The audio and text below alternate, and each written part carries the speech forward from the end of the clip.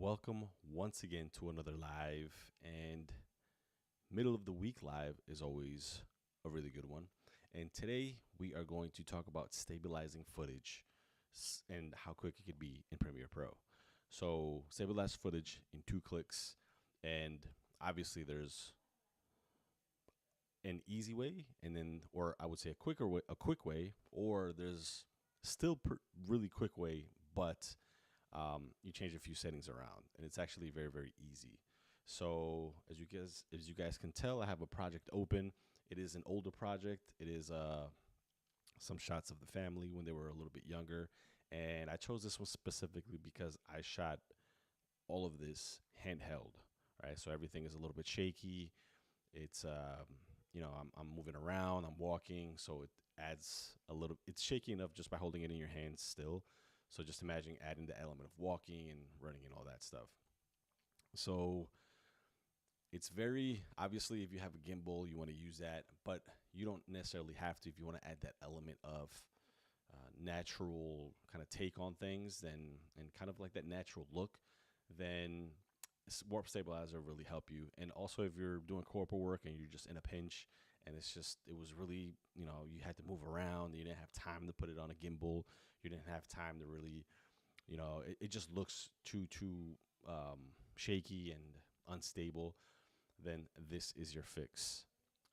And the beautiful thing about Premiere Pro is that there's a couple of ways that you can do it.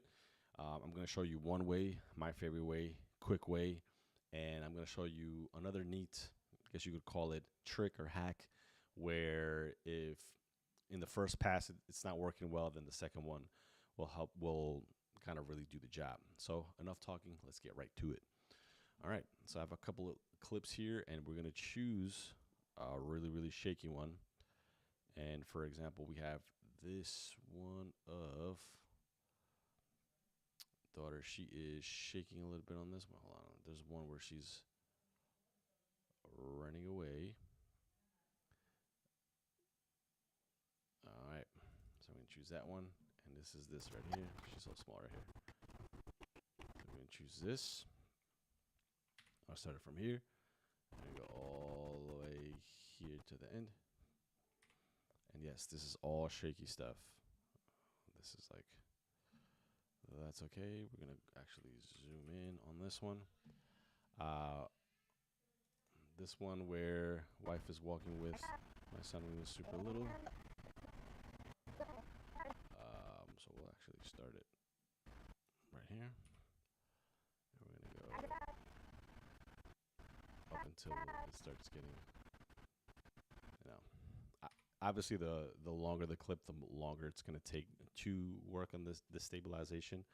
But Sebastian, what's up, man? What's going on? Happy you on the live. And we'll do one more stabilized shot. Let's see. This is what everybody together when they were walking. There's one shot where, here it is. When I'm walking with her, and I actually use this shot. Just something on our feet, and then I'm walking with her, and we are. Jeez, it's super shaky. Right there. Obviously, if you have this in mind and you want to make it as stable as possible, you want to reduce the shake as much as you can. But if you can't, it is what it is. So we're going to go ahead and start off with. Let me actually use. We have a sequence because I actually use this for something else. So I'm going to use the same LUT that I use. So I'm going to just paste it here. I'm going to just copy at the track. And then just paste it on to number 3. That way we could just have some color and you guys can look at it. There we go. Oh, that's not a big deal. That's actually kind of cool. All right. So you guys have definitely heard of it. Stabilizer, warp stabilizer, right? And look at the footage. It's a little shaky. Boom. So I started with that. Let's do it again. Like, wow, man, that's a little much right there. This is a short one, right? So what are we going to do? How are we going to stabilize this? Well, this is what we're going to do. Super, super quick. We're going to go to the effects panel, right? And we're going to type in warp stabilizer. Here it is. And then we're going to drag it right onto the clip.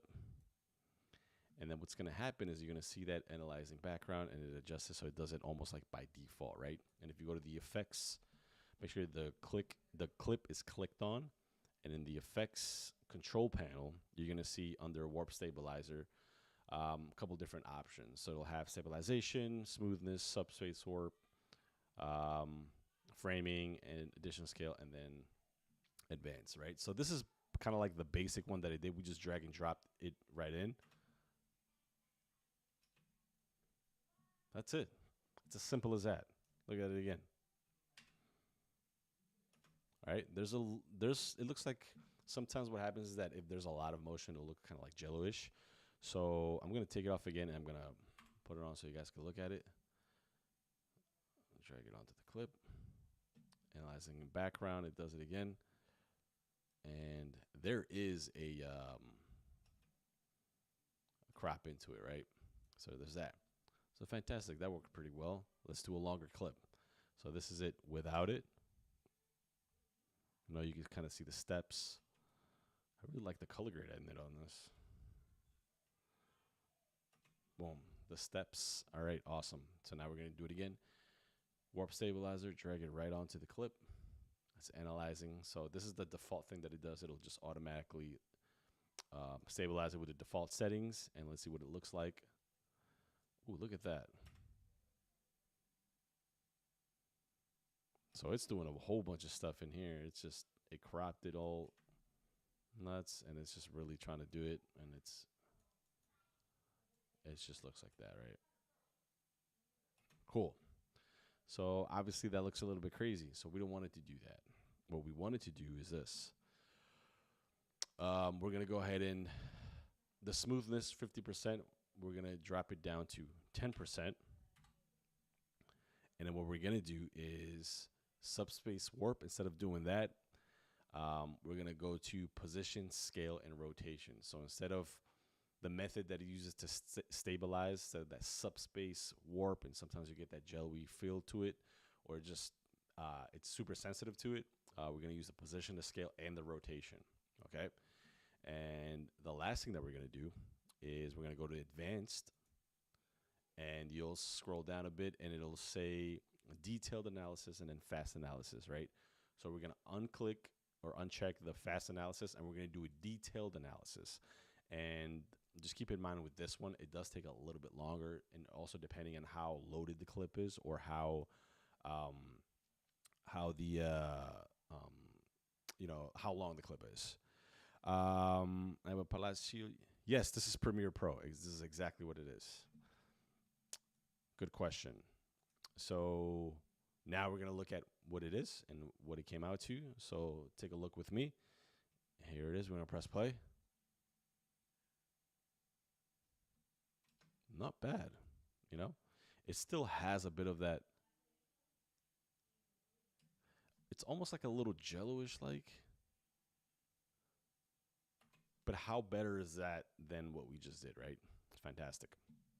I think it's fantastic. All right, cool.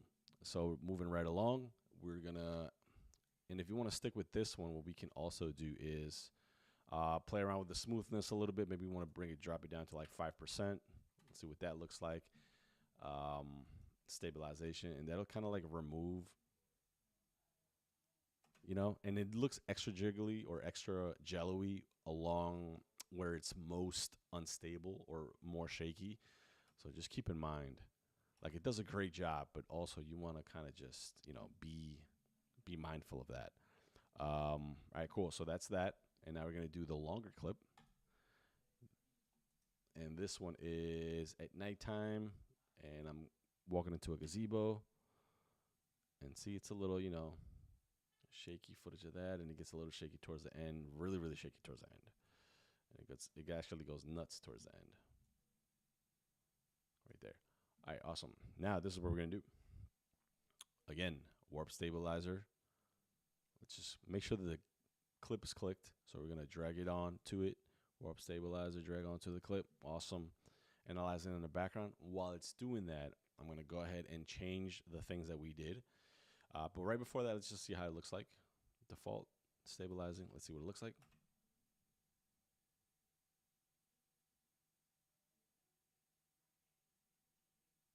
It actually looks ridiculously good. No, it's just me. It looks fantastic, especially in the beginning. Look at that. There's almost no shake on it, and then remember towards the end that it gets really, really shaky. It just has that little jello-ish like. But we're like, hey man, I really want to keep that. I want to keep it this long. Let's change it again. Smoothness, 10%. Subspace warp, position, scale, rotation. And in the advanced, we're going to uncheck fast analysis and do detailed analysis. And that'll take a little bit. And if you look up right here in this window, it'll show you exactly how many frames it's doing, how long it's going to take. You know, so 10 seconds, 163 frames in total. So it's actually going pretty fast. Obviously, if you have a better machine, it's going to work a lot better. So, you know, there is that. All right, cool. Right there. Now, let's see what that looks like. And right there, it's good towards the end. And it just gets a little jiggly towards the end. So there's a couple ways you could actually fix this. And so, yeah, that's basically what I wanted to show you guys, how it works. A couple of clicks, really, really easy. Let's say, for example, we really want to keep this and we want to, you know, change a few things, adjust it. What we can do is, and that's why I'm a big proponent of shooting wider, because in this case, if it's really wide, I could still close in on it. So I want to scale it up a little bit. Let's say I want to do that. So what'll happen is, so instead of at 50%, I did a 65, and this is what it's going to happen. You'll crop it in a little bit more, and then it'll just kind of offset that shake a lot more, but still pretty good. And let's say that part at the end is just looking a little nuts. Let's actually, yeah, let's just keep using this one. So what I like to do, and what happens a lot is, like, let's say this clip, I shot it at, this is 24 frames per second. Yeah. So what happens is, let's say, for example, I shot this at 60 frames per second, and I wanted to do a slow motion.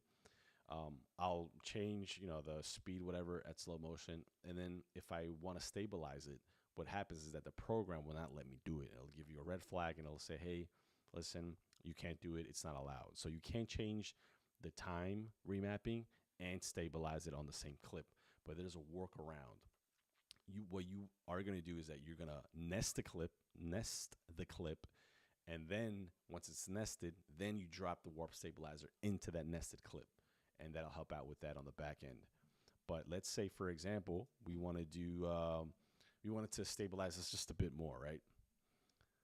It's just like, you know, it's really good. It's not perfect, but it's still good. I want to go ahead and make it a little bit better. So what I'm going to do is use that same concept for this right here. I'm going to nest this clip, all right? Right here, nested clip, we'll just name it 1. And here it is. It turns green. That means it's nested.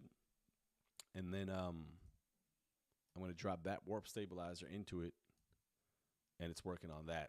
So essentially what we did is kind of do a 2-pass on it, which is first warp stabilizer on the original clip, and then it's still too shaky. We're going to nest that because I'm going to let you warp stabilize it again. We're going to stabilize that nested clip, essentially doing it twice. All right, so it's working in the background. It'll take about 4 seconds. Not bad because it's still on the default one. Now let's see what happens.